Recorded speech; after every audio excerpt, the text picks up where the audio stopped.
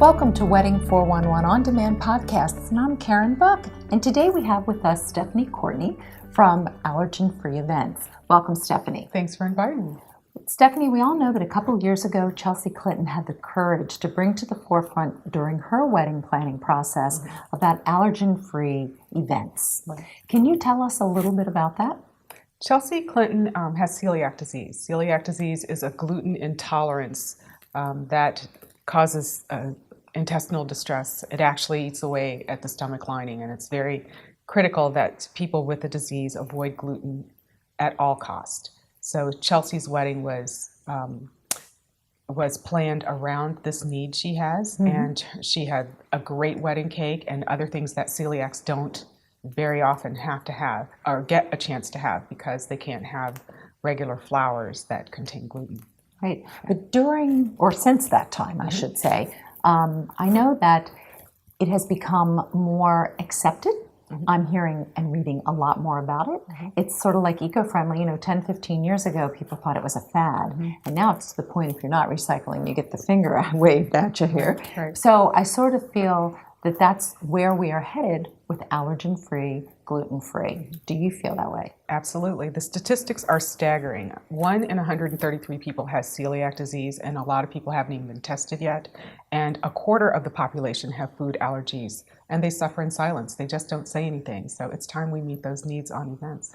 For the kitchen at an event, behind the scenes, how do they handle preparing an allergen-free or celiac? There are a number of precautions they have to take. Right now, there are food safety regulations, but those things don't always entail being allergen safe. And I publish a checklist on my website for event planners to be able to find out if a caterer has the skill that they need in order to plan an allergen-free event. Great. So that would be at allergenfreeevents.com? Correct. Excellent. Thank you. Now, beyond the allergies of the food, there's other things. Tell us a little bit about that. Yes. As wedding planners, we have to plan all aspects of the wedding. Some people are allergic to florals that have a certain pollen content. There's also scents, like scented candles. There's perfumes that may send people into a bad asthma attack. There are outdoor weddings or green weddings frequently you have to watch out for insect allergies. Oh, the bee stings, Yeah. especially in the fall.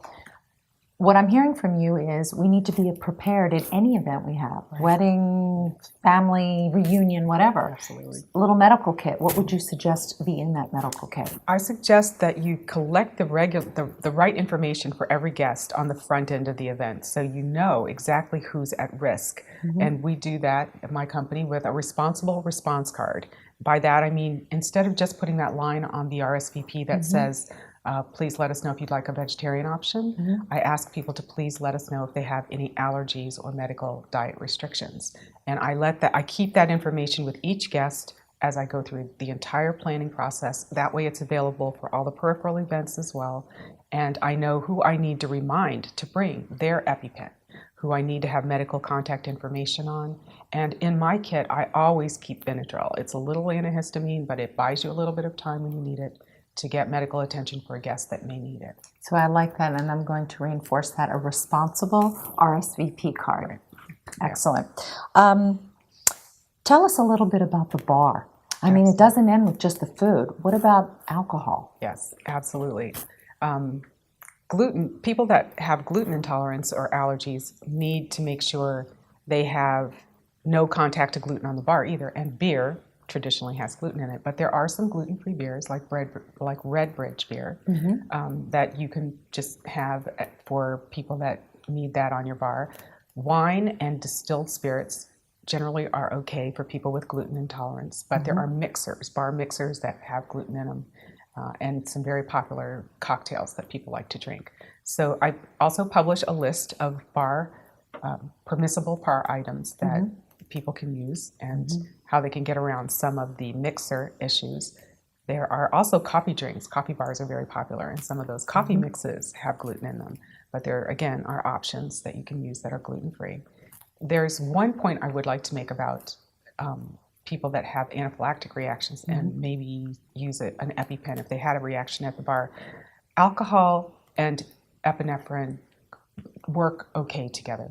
But people's response time when they've had a couple of drinks is slower sometimes, and they may not realize they're having an allergic reaction until they're in a crisis mode. So they really need to have that EpiPen with them. You need to know who those people are. Wow, there's so much more to this. Stephanie and I were talking before filming this today, so I highly recommend you go to her website, allergenfreeevents.com, or give her a call if you have any questions.